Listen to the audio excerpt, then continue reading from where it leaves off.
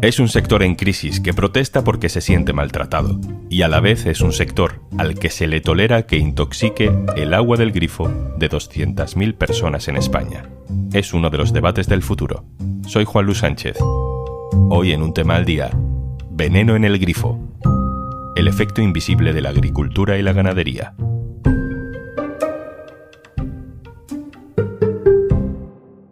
Una cosa antes de empezar. Tenemos una súper oferta para ti. Disfruta de todos los contenidos de eldiario.es y Podimo por solo 3,25 € al mes. Tienes todos los detalles en eldiario.es/promo Podimo. El sector agrícola, una mezcla de empresarios, propietarios de tierra, también pequeños negocios, ha estado semanas en las calles y en las carreteras a bordo de sus tractores para protestar por su situación. Han conseguido, entre otras cosas, que la Unión Europea posponga algunas políticas ambientales, por ejemplo, para limitar el uso de químicos fertilizantes. Esa decisión choca con otra realidad y otra decisión que también llega de Europa. La justicia europea acaba de condenar a España por la contaminación del agua con restos de la agricultura y la ganadería, con residuos agrícolas y ganaderos, el agua del grifo. Nosotros podemos llevar tranquilamente más de 15 años sin poder beber agua del grifo, por problema de nitratos. No se puede ni siquiera hacer una sopa, ni un caldo, ni unas alubias con el agua, porque al cocer ese agua, los nitratos se quedan en el agua y lo que hacemos es todavía subir más la concentración de nitratos en ese agua.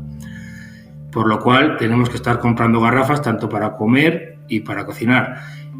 Somos un pueblo que tiene poco ganado, pero incluso ni los animales pueden beber ese agua y es un tema muy complicado y muy delicado. Hay más de 200.000 personas en toda España, desde Andalucía hasta Cataluña, pasando por las dos Castillas, por Extremadura, por el País Vasco, por Baleares, por Aragón. 200.000 personas en España que no pueden hacer un gesto tan cotidiano como el de beber con tranquilidad del grifo de sus casas. Pues el problema que tenemos aquí es la agricultura intensiva. Es una pequeña comarca que está al norte de Burgos, somos un valle rodeado de montañas. Es la zona más productiva de España en cultivos de cereales. Los agricultores, lógicamente, para producir más, echan abonos a las fincas, esas fincas están nitrogenadas y entonces pues nos contaminan el subsuelo. Y ese subsuelo es donde están las aguas y entonces esas aguas son las que salen luego a los manantiales y esos manantiales pues salen contaminados de nitratos. En España hay cada vez menos granjas o pequeñas explotaciones ganaderas agrarias y hay cada vez más producción industrial. A las plantas cárnicas ya se las llama macrogranjas o incluso fábricas de cerdos. La concentración de estiércol y desechos se filtra a las aguas subterráneas. Soy Teresa, vivo en Quinzano, que pertenece al municipio de La Sotonera, es la Hoya de Huesca, en la provincia de Huesca. Pues ya llevamos bastante tiempo, llevamos años, la verdad es que la fecha exacta no me acuerdo ahora mismo, pero sí llevamos ya años sin poder beber agua o utilizar agua potable en casa. Este problema no es solo en este pueblo, es en una zona amplia de varios pueblos de aquí próximos a Huesca y están con la misma problemática. Como en la comarca de Bureba, en el norte de la provincia de Burgos, desde donde nos habla Daniel, o desde la Hoya de Huesca, desde donde nos habla Teresa, en España hay registrados al menos 171 municipios en esta misma situación. En el mapa aparecen también Vejer en Cádiz, Montellano en Sevilla, Rocafort, Paterna o Torrent en Valencia, Villoria en Salamanca. Es un registro de 2022, recopilado por Ecologistas en Acción, que va cambiando pueblo arriba, pueblo abajo, pero es un problema permanente. Los niveles de nitratos por encima de lo que permite la normativa europea en decenas de pueblos de España. También se han encontrado otras sustancias con niveles preocupantes: amoníaco, arsénico y pesticidas. En esta zona hay muchas granjas, o sea, de camino entre de aquí a Huesca o los alrededores hay bastantes granjas y luego pues el cultivo de cereal es lo que predomina. Es el tiempo en el que vivimos, la tensión entre la rentabilidad del campo y la conservación de los recursos que necesitamos para vivir bien. Esa tensión no está ni mucho menos resuelta, e irá a más. La gente que vive aquí en estos pueblos es gente que vive de la agricultura y aquí viene un dilema muy grande. Cada vez la PAC y todas las subvenciones y todo están tirando a producir más, a más producción y más producción. Por lo cual un agricultor antes con 20 hectáreas podía vivir y ahora hacen falta 200 hectáreas y que esas 200 hectáreas produzcan mucho más cereal de lo que producen antes. ¿Cuál es la única forma de conseguir eso? Echando productos químicos y echando abonos. Las consecuencias de eso pues es que el agua de los manantiales no se puede ver. Pero también es el pez que se muerde la cola. ¿Quién les va a decir a los agricultores que dejen de echar esos abonos? ¿Quién les va a pagar a ellos las diferencias de beneficios que van a tener ellos? Raúl Rejón, periodista especialista en medio ambiente en eldiario.es. Hola. Hola, ¿qué tal? ¿Cómo estáis? La Unión Europea posponiendo medidas y la justicia europea condenándonos por no tomar medidas. Empecemos por lo básico, Raúl. ¿Cuál es el origen de la contaminación? Pues el origen de esta contaminación que se viene a llamar difusa porque es difícil saber quién exactamente ha vertido el qué y cuándo, pero más allá de eso, el origen más o menos ya probado está en las explotaciones agroganaderas, explotaciones de plantaciones en las que se echa mucho fertilizante para mejorar la producción y en las explotaciones ganaderas muy intensivas, es decir, con muchos ejemplares.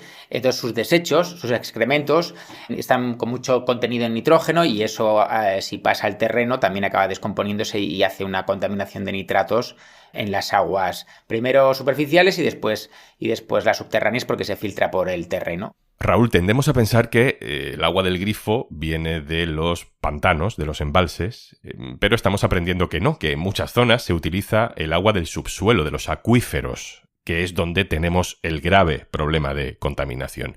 Cuando hablamos de falta de agua no solo hablamos de sequía. Claro, esto es otra cosa. Es el estropear el recurso del agua de las personas, haya o no haya sequía. Cosa añadida es que en momentos de sequía los acuíferos sirven como una reserva de emergencia, porque es un agua que puede haber estado allí almacenada durante un montón de tiempo, con lo cual puede servirte de recurso de emergencia si te viene una sequía.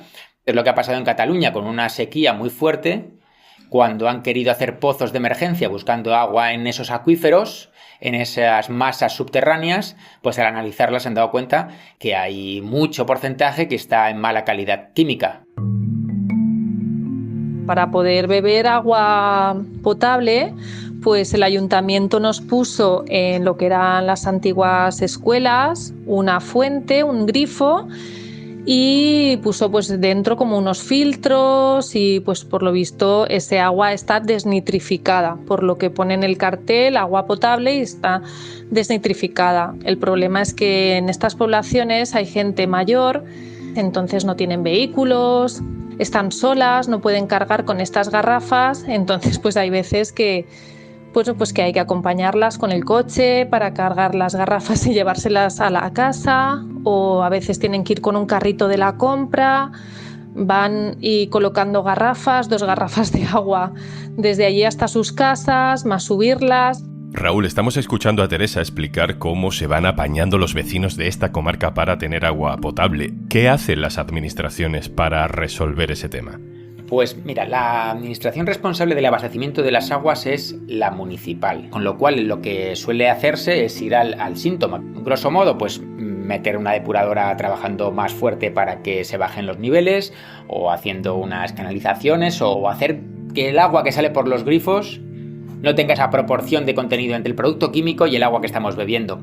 Pero eso, claro, no va al foco del problema, no va al origen del problema, que si entendemos que son los vertidos de nitratos, ya sea los de origen animal o los de origen inorgánico para hacer fertilizantes, con lo cual es un poco una rueda que nunca se termina de arreglar, porque si los vertidos no se controlan, pues los niveles antes o después, cuando se acumulen, pues volverá a dar unas analíticas incorrectas y tendrá que volverse a apretar el proceso de depuración, etcétera, etcétera, como una rueda que sigue moviéndose una y otra vez. ¿Y el gobierno, el Ministerio de Agricultura, el Ministerio de Medio Ambiente, no pueden hacer nada? Las competencias, como siempre ocurre un poco en el Estado autonómico, son un poco complicadas. Desde el punto de vista de la ganadería, desde luego las condiciones generales las marca el Ministerio de Agricultura, que sí puede marcar la normativa de cuánto se puede utilizar por hectárea, cómo tienen que ser las características de las macrogranjas o de las explotaciones, por ejemplo, de porcino, pero luego son las comunidades autónomas las que tienen las competencias in situ sobre las inspecciones y la regulación de cómo se aplica esas normativas. También sobre la agricultura pasa 3/4 de lo mismo. Y luego el Ministerio de Transición Ecológica tiene competencias sobre las disposiciones del agua. Ha hecho una regulación sobre la cantidad de nitratos, pues ha rebajado los niveles de máximos que puede haber en las masas de agua para declararlas que estén en mal estado, que si están en mal estado tiene que haber una serie de medidas para ponerlas en buen estado. Pero todo eso se nos junta de tal manera, se nos cruza de tal manera que, claro, es una cosa complicada luego de gestionar de manera que sea como muy clara, ¿no? Porque no es lo mismo gestionar aguas que gestionar macrogranjas, y ahí pues siempre hay un poco de controversia o de fricciones entre todas las administraciones que están implicadas. Ahora mismo tenemos niveles obligatorios más exigentes que hace solamente 2 años y tenemos unas medidas para las granjas de porcino que son más exigentes que hace también 3 o 4 años. Pero se tienen que implementar, se tienen que inspeccionar. La industria también es reticente porque eso les hace la vida como más difícil desde su punto de vista. Y mientras tanto, pues más o menos como el 40 y pico % de las masas de agua en España están en mal estado por un lado o por el otro. O hay demasiado poca o está demasiado contaminadas. Lo de contaminar menos se plantea poco o muy poco. Y las administraciones no piensan en un pueblo como este. Las administraciones al final hacen leyes y hacen normativa para las grandes ciudades sin tener en cuenta a los pequeños municipios. Absolutamente nada y para nada.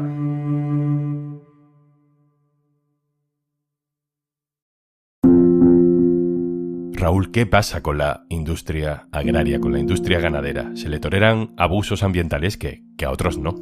Desde luego, el sector del porcino, especialmente en España, es una potencia mundial. Es el primer productor de carne de cerdo de la Unión Europea y el tercero del mundo. Con lo cual, sí hay unas resistencias y unas reticencias a las salvaguardas ambientales.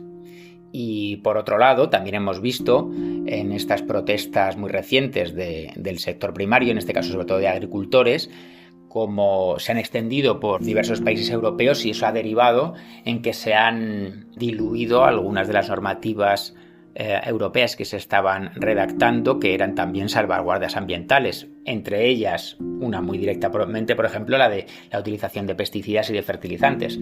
Con lo cual, pues sí, claro, es una industria con palanca y con fuerza a la hora de hacer las reivindicaciones y de momento, desde luego en el nivel europeo, que se traduce también en un nivel español, han menoscabado y han diluido la agenda verde, ¿no? Lo que llaman el Pacto Verde Europeo, en cuanto a algunos puntos que les afectaban a su manera de producir tradicional y se ha legislado a su favor.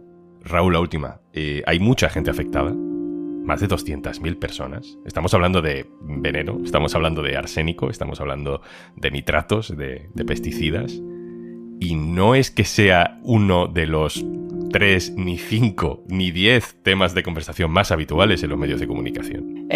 Aquí te doy una opinión personal y desde mi punto de vista es muy difícil que la agenda mediática, por lo que estamos viendo, haga una perspectiva crítica sobre el sector primario.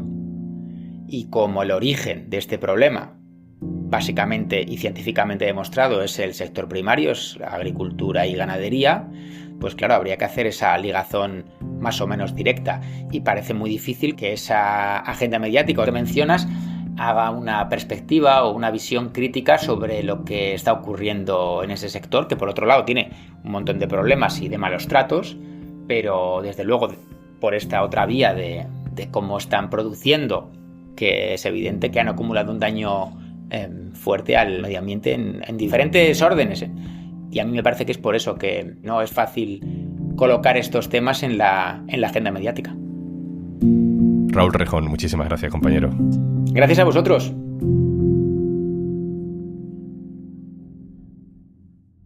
Y antes de marcharnos...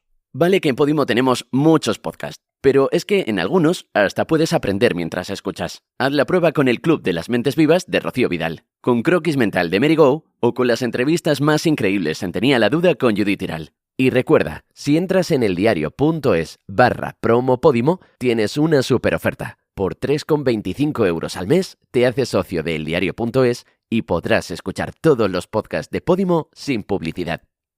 Esto es Un Tema al Día, el podcast del diario.es. Si te gusta lo que hacemos, necesitamos tu apoyo. Hazte socio, hazte socia del diario.es en el diario.es/socio. El podcast lo producen Carmen Ibáñez, Marcos García Santonja e Izaskun Pérez. El montaje es de Pedro Nogales.